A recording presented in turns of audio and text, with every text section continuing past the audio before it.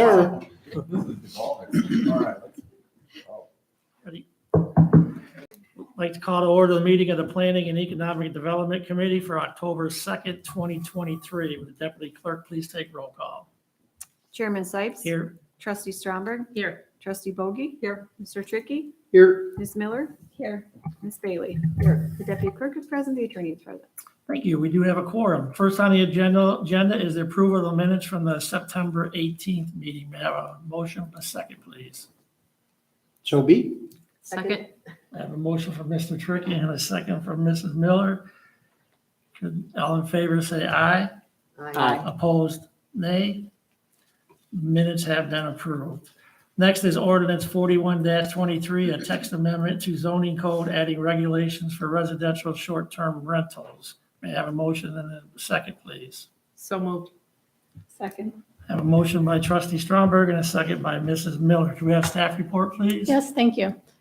Right now, the village does not regulate Airbnbs or vacation rentals at all, although it appears we do have a handful in the village. We have not had any issues with them, but some other communities have not been so lucky, so we're proposing these regulations before they become an issue here. These regulations would make residential short-term rentals a permitted use in ag, rural residential, and single-family residential districts, but only for single-family homes and only with a short-term rental license. The applicant for the license would have to be the homeowner. They cannot be someone who themselves are leasing the property, and the application fee would be $400 with a required annual renewal. This license would be reviewed internally by staff and would involve an all trades inspection of the premises to make sure everything is safe and up to code. And there are rules that any licensed short-term rental would need to abide by. You can read those in the ordinance in your packets. These rules have been drafted with the comfort and safety of the surrounding residential neighborhoods in mind. And some I'd like to point out are that the home would need to be rented out for at least 2 consecutive nights, which would discourage anybody from using the home just for a party. There would be a limit of 12 people at the home at a time, which would include the renters and any guests that they invite over. And overnight, the maximum occupancy would be less and would be based on the number of bedrooms in the home. We want to make sure that renters and their guests are not parking all up and down the street. They would need to park at the property and not in the grass. And we want to make sure the host or a secondary contact person lives near enough that they can be responsive to any emergencies that may arise at the property. At the Planning and Zoning Commission, there was one member who felt that there's no need to regulate these vacation rentals, but the commission did vote 5-1 to recommend approval of the text amendment. Thank you. Thank you. Are there any questions or discussions? Seeing none, all in favor say aye. Aye. Opposed, nay. Ordinance 41-23 will go to the October 16th board meeting with a positive recommendation. Next is Resolution 54R23, Standard Operating Procedures Permitting Fences in the 100-year floodplain, exempt from floodplain development permit and review. May I have a motion and a second, please? So be. Second. I have a motion by Mr. Tricky and a second by trustee Stromberg. Staff report, please.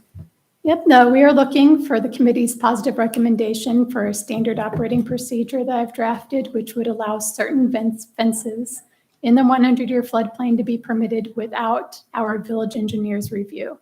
Because these fences are structures in the floodplain, they cannot be approved without a floodplain development permit. And typically our village engineer provides a review and recommendation for these permits.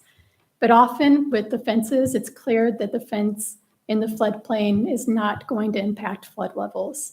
We're talking about fences where there's already existing fencing that is closer to the waterway in the neighborhood, or there's already a flood obstruction like a house or a garage on the lot between the waterway and the proposed fence location, or in a flood event, only the very bottom of the fence would end up submerged underwater. And keep in mind, we're not talking about changing the regulations in the state regulated floodway. We're just talking about the 100-year floodplain. This is the area where the water kind of spreads out and sits, but it doesn't have a current to it. And this SOP would only eliminate requiring the village engineer to review fences in these situations. And we're proposing that this standard operating procedure to help reduce the cost to residents, because there's an increased cost when they pay for the village engineer's review.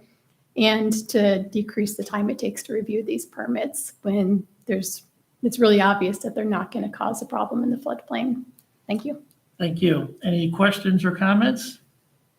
Seeing none, all in favor say aye. Aye. Opposed, nay. Resolution 54-R-23 will go to the October 16th board meeting with a positive recommendation. Next on the agenda is reports. Are there any reports? Seeing none, next is public comment. Is there anyone in the audience who would like to address the committee for the good of the village? Seeing none, next I'll entertain a motion to adjourn. So made. Second. Have a motion by Mrs. Bailey and a second by Mrs. Miller. All in favor, say aye. Aye. Nay. Meeting is adjourned. Thank you. Another party. Party number 2. Guess not.